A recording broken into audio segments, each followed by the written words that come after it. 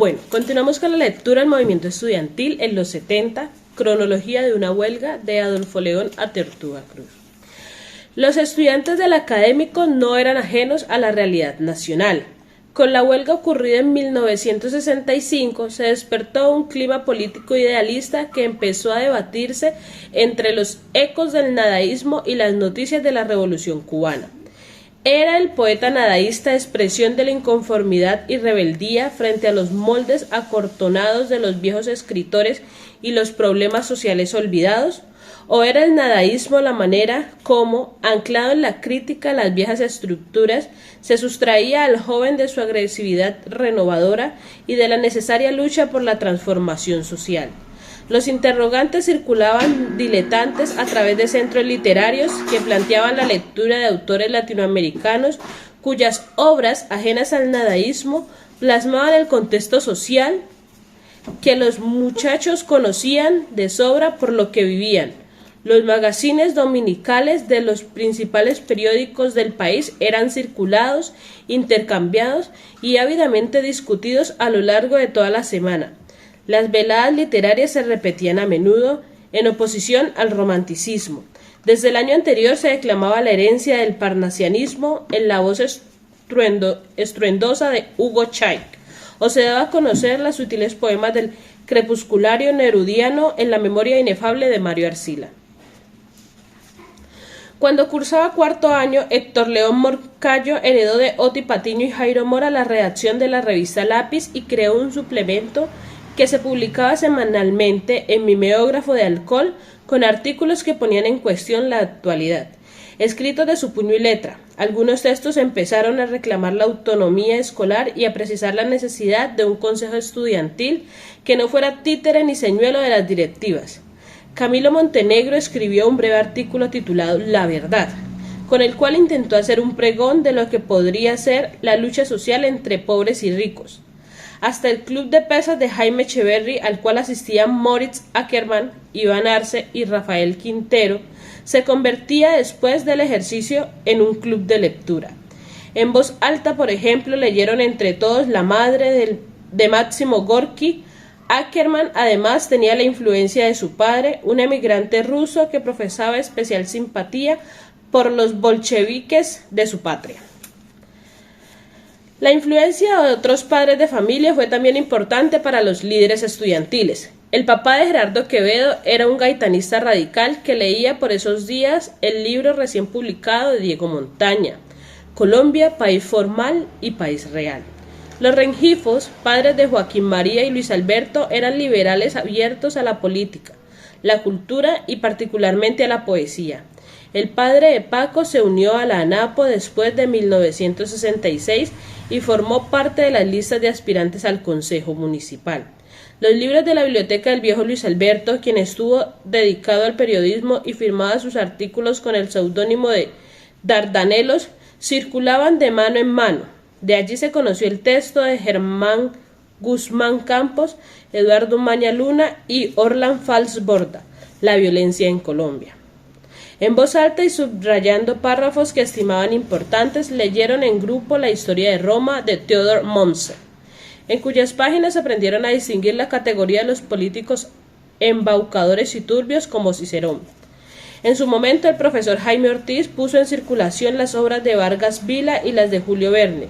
3 o 4 estudiantes habían leído más por curiosidad que por ideología el manifiesto del Partido Comunista, que se enviaba por correo en forma gratuita por la editorial Progreso de Moscú.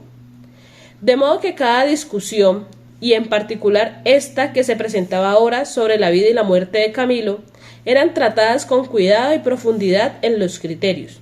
El ansia de conocimientos era una tarea sometida a toda prueba. No obstante, el motivo de la reunión era otro. Culminado el punto informal pero obligatorio en el inicio de su encuentro, los estudiantes analizaron las perspectivas y objetivos de la huelga. En primer lugar, contaban con el apoyo pleno del estudiantado. Al revisar curso por curso la participación en el Consejo Estudiantil, no encontraron uno solo sin representante. Este hecho significaba que en efecto los alumnos habían elegido a sus compañeros. En segundo lugar, si se tomaba en cuenta el acuerdo pactado entre el Colegio Julia Restrepo y la Secretaría de Educación Departamental, la huelga era más que justa. El compromiso hablaba con claridad de no incurrir en represalias en ninguno de los 8 colegios y 2 universidades solidarizados con el paro de los estudiantes tulueñas. A continuación se consideró la posibilidad de entregar la responsabilidad directiva de la huelga a otros alumnos para eliminar la disculpa del rector de no negociar con personas expulsadas que ya no eran estudiantes. Pero no solo ello, el nombramiento de una dirección transitoria para el paro era importante en criterio de Héctor León Moncayo, porque no tenían una buena presentación, dirigir y adelantar la lucha por ellos mismos. Asimismo, se facilitaba la intervención de otros compañeros y se ampliaba la base del movimiento con estudiantes no tan caracterizados políticamente, incluyendo a los más pequeños.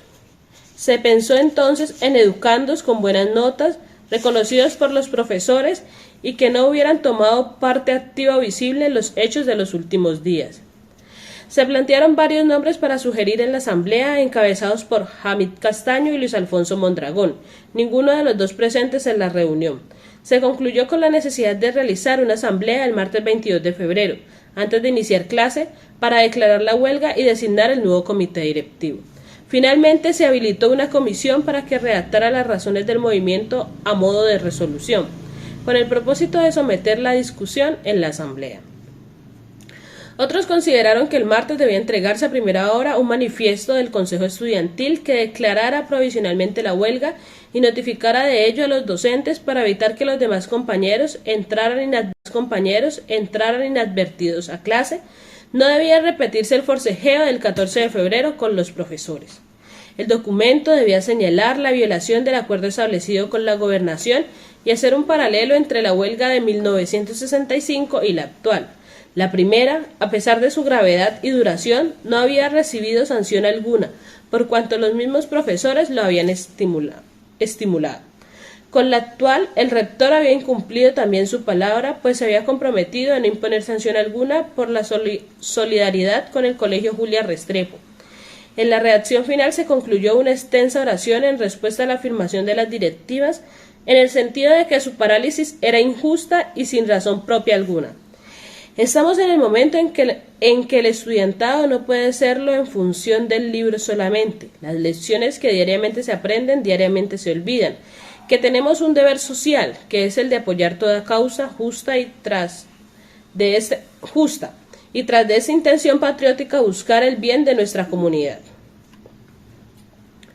Fabio López se ofreció a imprimir el manifiesto, un mimeógrafo manual de fabricación casera consistente en un marco de madera que soportaba una malla templada de nylon a la cual se le pegaba el stencil con el texto estampado por las teclas de una máquina de escribir sin cinta, esparcidas por una paleta de caucho. La tinta corría sobre la malla y pasaba por los orificios tecleados al papel.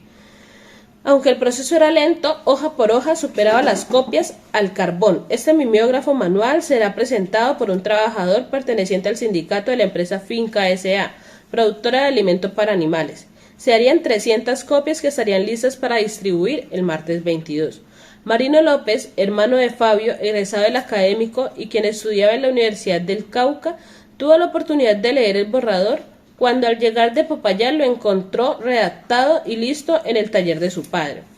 Al término de la reunión, los asistentes se comprometieron solamente a guardar silencio de todo lo tratado. Fabio López se excusó de firmar advirtiendo que su condición de empleado bancario no podría aparecer en la hoja que juraba el compromiso. Mario Arcila y Henry Campos se habían retirado de la reunión antes de la firma. Al cierre de la tertulia, alguien recordó las luchas de las negritudes en Estados Unidos por los derechos civiles. Ninguna movilización sería derrotada si se obtenía apoyo pleno. Ellos lo tenían del estudiantado.